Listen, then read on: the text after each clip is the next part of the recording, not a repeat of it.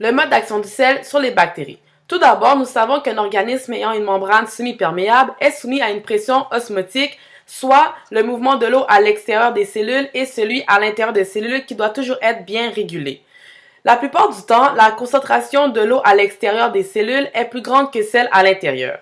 Selon un article intitulé Intoxication bactérienne alimentaire du technologue en laboratoire Al Wagner Jr. du A&M University au Texas, lorsque nous mettons une cellule bactérienne dans un milieu très salé, ce qui se passe, c'est que la pression à l'extérieur de la cellule devient plus faible que celle qui est à l'intérieur. Alors, pour régulariser tout ça, elle va avoir recours à des osmorégulateurs qui sont des molécules qui réagissent à des milieux hypertoniques comme celle-ci.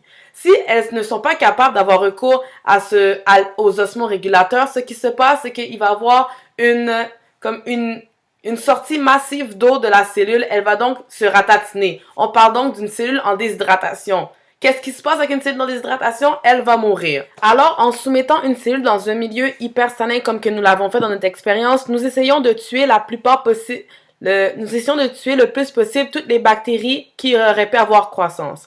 Bien sûr qu'elle va en tuer quelques-unes, mais il faut trouver la concentration précise à laquelle qu'aucune bactérie ne pourra survivre. Il y a bien sûr des bactéries qui peuvent survivre à des genres de milieux hypersalins comme ça, et on parle de la E. coli, mais qu'on ne retrouve pas vraiment dans les poissons crus, plus dans la viande hachée, mais elle peut quand même se développer.